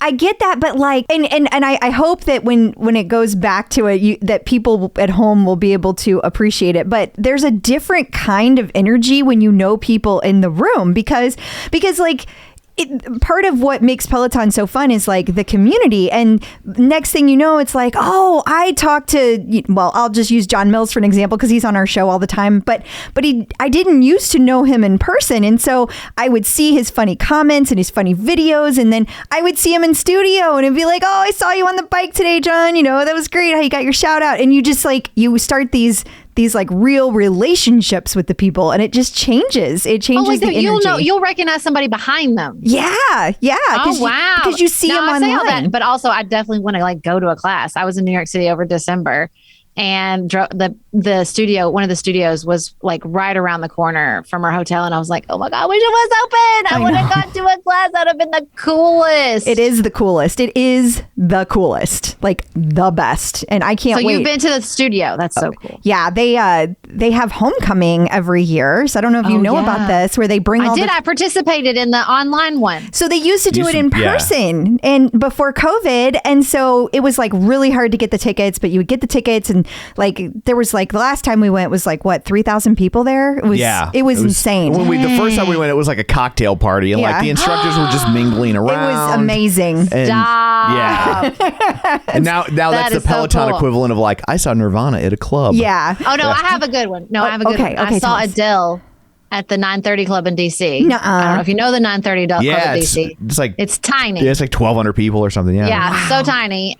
She only had the one album. I'll never forget. People were like kept begging for her to sing it. She's like, I only have the one album. Like these are all my songs. But I saw her there before she was Adele, when she still had a last name. I saw Tim McGraw at a club as he was on his way up. Wow. And it was funny. You're really old. Yeah, I am really old. And what was really funny is it was Terry McBride in the ride with Tim McGraw, and then by the time we got there, it was Tim McGraw with Terry McBride in the ride. And that's hilarious. And Terry McBride in the ride was not happy about it. It was visible from the stage that he was not happy about it. Oh, that's funny. Well, I have a couple friends that are like a couple of my parents' friends, because I'm not as old as you, clearly. I'm just going to keep picking at you.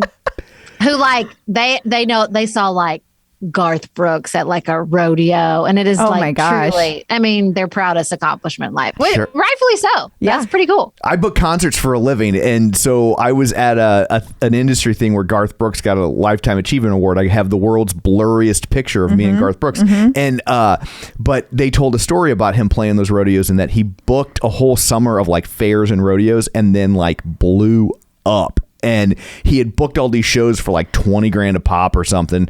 And they were like, they all have 90-day clauses. We can get you out of them, and you can go take these money plays. And he was like, absolutely not.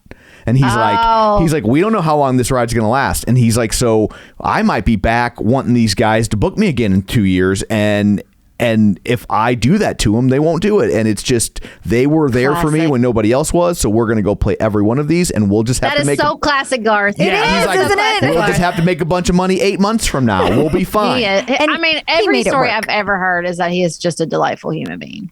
Yeah. I mean, And that's hard to be as famous as he was, as young as he was. Yes. Totally. It's a real accomplishment to get famous that young and still be a human. It is. Yeah, it is, It yeah. absolutely is. It's hard to do. You get a sense of entitlement, you know, but like Oh, yeah. when I met him, he walked into the room and people were just mobbing him and he was totally cool with it. And I get my picture taken with him and I was like, oh, we just saw you in St. Louis. I took my mother-in-law and he's like, what's That's your the Dolly Parton School of Fame. It's my favorite Dolly Parton story Yeah. of all time. It's from the filming of Still Magnolias, which is one of my favorite movies. And Julia Roberts tells a story that they were all super hot. It was like they were filming the Christmas scene in August or something. They're all in these sweaters. Everybody's complaining. Dolly Parton is on this tree swing, just swinging back and forth, as cool as a cucumber. And she says, Dolly, how are you not miserable? All the rest of us are miserable. And Dolly Parton said, when I was a little girl, all I wanted to be was rich and famous. And now I am, and I'm not going to complain. Love her so much. Yeah. Well, Garth was like, oh, what's your mother-in-law's name? I was like, Sandy. He's like, you tell Sandy I said hi.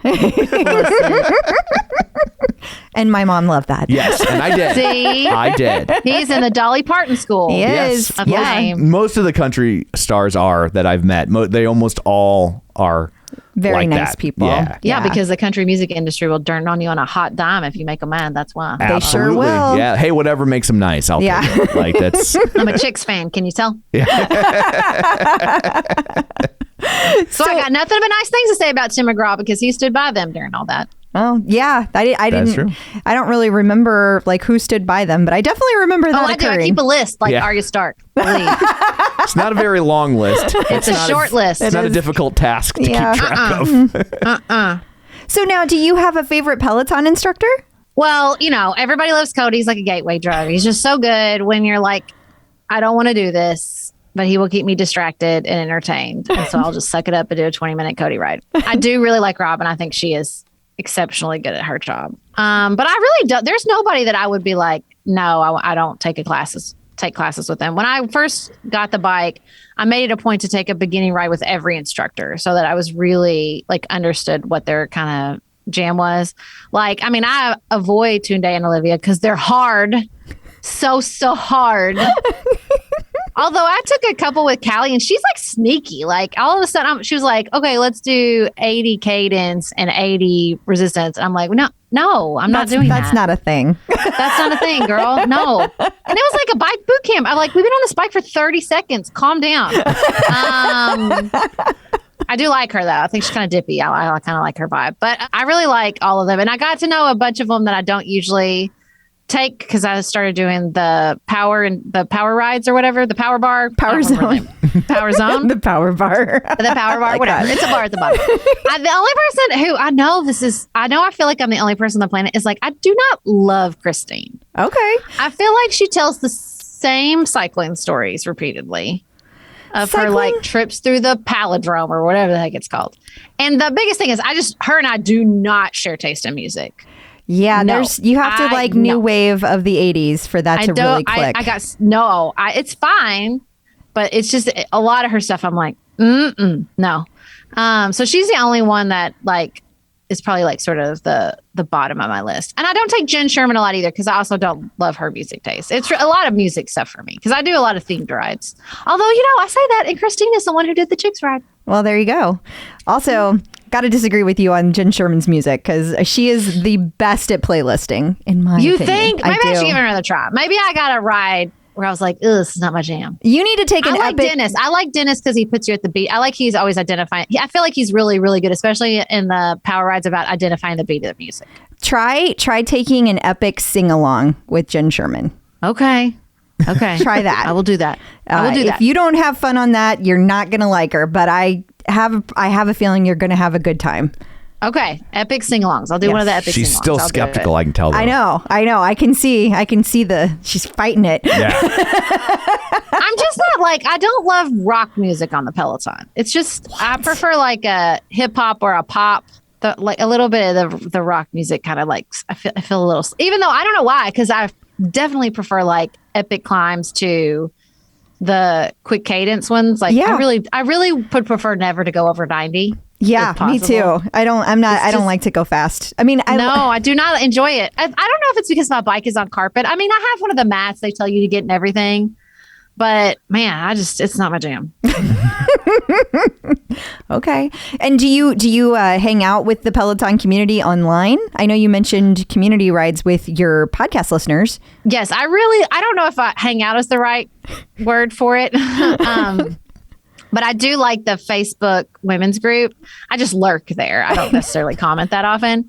But they have such good tips and I like to follow along there. And yeah, I do rides with I'm a prolific high fiver, if that counts. I do that. My hashtag that we made up for our podcast is best ride available, because that's a phrase we use. We say like, have the best day available to you. Might not be the best day ever is not available to anyone almost ever. So let's just say, so we do like best holiday available and best birthday available, best weekend available. And so we, of course, the second I got a Peloton, I was like, the hashtag has to be best ride available. So that's our shared hashtag. That's awesome. That's awesome. What is your leaderboard name? Bluegrass Red. That's the name of my old mommy blog, Bluegrass Redhead. Love it. Nice. I kept getting scared when I picked that name that I would start to go gray, and then I'd really like have hitched my wagon to this redhead identity that no longer exists. But I'm still going strong. I've only got a couple grays, so fingers crossed. That's what Both colors, of my parents were gray by now, so I'm feeling confident. That's Yeah. what color's for, right? Yeah. Like you go to the hairdresser, they'll fix it. Right. Yeah, for lots of money. I don't got time for that. I got too full of a stack to get through. Whenever I Every hear day. men complain about gray hair, I'm like, at least you have it. That's That's my dad. My dad always says I'd rather turn gray than turn loose. That's Yeah. his, like, Yes. Yeah. stack I concur. standard phrase. Yeah. But here I am. Yeah. No, but I love this bike so much. I think the whole system they've set up here is so good. And my podcast team is so happy that I found another place to go on and on about it instead of like our other calls. Like, we're really good friends with Clint Hart from the Magnolia Network, and he knows Emma. I spent like 30 minutes on one of our Zoom calls. Like, okay, how do you know Emma? Wait. Clint is the guy that does the wood on Tables, yes. Yeah. Okay. Yes. So he has a Peloton. You need to have him on your show. Hook me up. Hello. He is hardcore Peloton. He's one of those people that like has to break their personal record every time. That is not me. I don't care about my personal record. I do not pay attention to it. Oh, that's not motivating for me. The leaderboard is not motivating for me because of crazy people like Clint who get on there and like go at 90 cadence for the warm up. So they're number one the whole time. We all know you're doing it. It takes the fun out of it for everybody. I know he does that. I called him out about it. But yeah, he had a picture on Instagram with Emma, and I was like, what are you talking about? You know Emma? What are you talking about? You know Emma. I want a shout out. Let's work on this. Well, you have to put me in contact with him. Will you help me Well, get a because hold? I think Emma is like she's like a home reno person. That's Did she true. like build her own cabin or something? She that might be probably taking did. it a little stretch. She did renovate her house with some help, but Yeah, yes. you're making her sound like Ted Kaczynski. Yeah, she didn't build it from scratch, like with her bare hands. I But bet Not she wearing would a if she hoodie wanted and to, though. sunglasses. There's nothing that core couldn't do. Let me tell you. that is true. She's got a killer core for sure. She Yeah, is. and just to be clear, she's so she nice. said She is one of my core. favorites. I really like her a lot. Just don't want people to get mad at you. I don't even know what you thought I would have sounded No, like. she said there's nothing that core couldn't do, but she kind of dropped out. And so I was just saying, she said core. Core with the Like C. the Yes. crush your core workout. Correct. Yes, I yes. just was making that abundantly clear. Yeah, you don't want to get added because these No. folks can add. Yeah. They're like snow walkers. I know, We call you them can tell ads. because the instructors are about half terrified of everyone they're talking to. They're like, especially Cody, he's always like, don't show up. If you love kitten heels, I don't want to hear it. Keep it to yourself. I think they're stupid. They're always like, I know y'all aren't going to like this. It's hilarious. It is. I agree.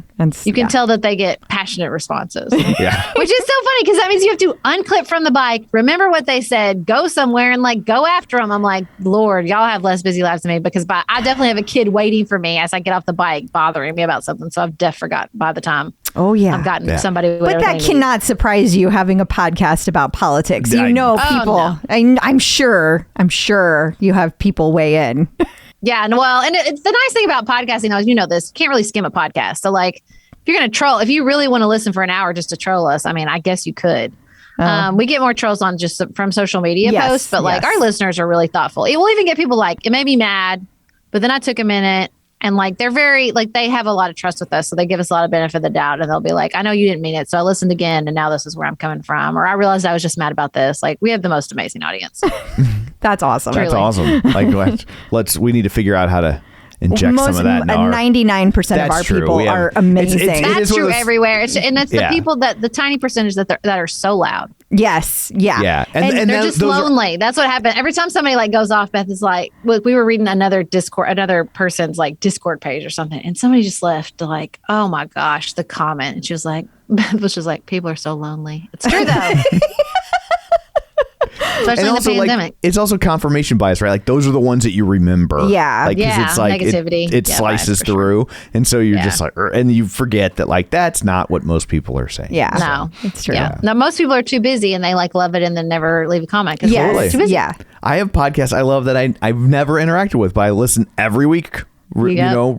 Religiously, but I've never said The now I should do parasocial that. relationship is super weird. I Yeah. mean, weird with the Peloton instructors, weird with our pod. I let that meme that's like so amazing of the girl sitting in front of the advertisement, but she's like, her proportion is right. So it sort of looks like she's in the picture. And then you look a second longer, you're like, oh my God, she's sitting in front. But she's like acting like she's eating ice cream and laughing with the, she's like me with my podcast host friends. Like, you know, like Totally. that is not real. They But I will feel not. that way. I feel that way about Cody in particular. I followed his little booty all the way to Dancing with the Stars. So yeah. Yeah. That was It's a a fun weird trip. thing. That was a very It was a fun trip. Yeah. That was one of the coolest Dancing with the Stars seasons I've ever seen. I stopped watching a long time ago.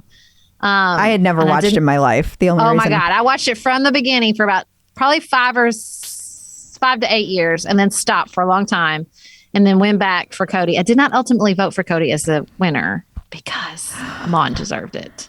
Okay, well, I'm loyal Peloton. I'm gonna vote for Peloton. It was so funny in the Facebook group. There was definitely like a clear, like the people that are like, I love him. We all love him. Yes. That's why we're here. And also, he does not deserve to win. And it was, but I think people kept it pretty cool. Like, hopefully that was a low enough stakes conflict that people were like allowed each other to disagree. But it felt that way on the Facebook group. It That's was just, good. in either way, no matter who you rooted for, who won, it was such a fun season to watch. It was. That's true. I like my reality TV a little trashier. So That's also true. We We like- like to watch Love After Lockup. Love After Lockup. That's our jam. I don't know if you've ever seen it or not, but it's some next level craziness.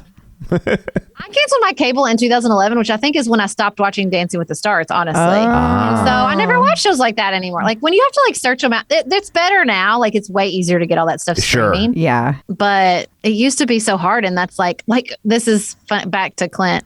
I had no idea who he was. Zero idea. Because I canceled right at the like zenith of Fixer Upper.